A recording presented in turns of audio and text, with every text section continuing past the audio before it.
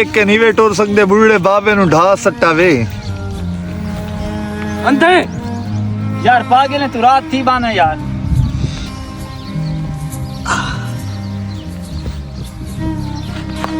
बचड़ा विच तुसा लगे वे ते बात गलती बाबे दी है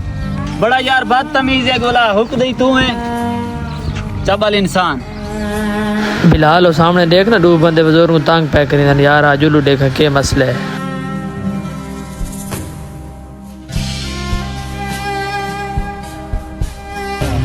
ओए क्या रोला तुम्हारा बाबे नाल ते क्यों बाबे ने तंग कीती खड़े विच यार असान दे पाया से बाबा रात थे बैठ जा रही से देखो ना हालात यार साडा केड़ा कसूर है बाबे दा कसूर है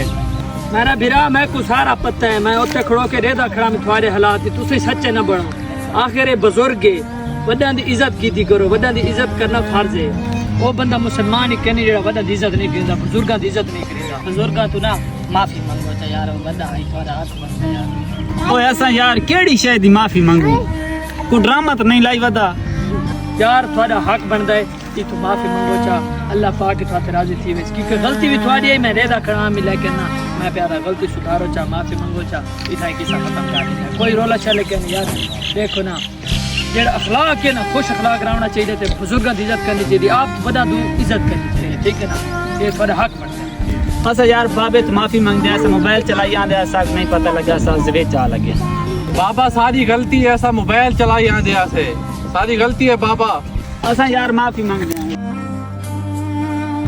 बाबा हुन इन्हां नूं अपनी गलती दा इज़हार थी गया भाई ऐसा गलती की थी इन्हां नूं हुन माफ कर दे ते ऐंदा ख्याल करे से पुत्र मैं तानू माफ कीता है लेकिन इत्थों थल्ले देख के टुरे करो बुजुर्गां दा एहतराम कीता करो ठीक है ना हां गलती है सारी बाबा अल्लाह माफ अच्छा दोस्तों ये तुसा वीडियो देख दी सी ये सारी सिर्फ फनी नहीं इस दे विच रियल स्टोरी असर दिखाई है भाई ना बड़ा बुजुर्गां दा अदब कीता करो हमेशा बड़ा दी इज्जत कीती करो एहतराम कीता करो बच्चा छोटा दा भी एहतराम छोटा ना प्यार करना चाहिए सिर्फ सारी कॉमेडी वीडियो को नहीं रियल स्टोरी है भाई ना अस अपने विवरण दिखाऊं भाई ना काफी लोग वदन बुजुर्ग दा अदब नहीं करींदे अपने मां प्यो नाल भिड़दे लड़दे लेकिन इस जरूरी है कि अदब करना चाहिए आज बच्चा नाल प्यार करे सु तो कल बच्चे मतलब हुआ तरबियत से आज यार जेड़े सुनदा पे ना मां प्यो दी इज्जत कीती करो जरूर कीती करो मां प्यो जन्नत दे बाकी मामा सारा ब्रांड मामा ब्रांड है रासी भी ब्रांड है इंशाल्लाह मेरी गाल सुनो इंशाल्लाह रियल स्टोरी थाने मिलसी ते सपोर्ट करनी है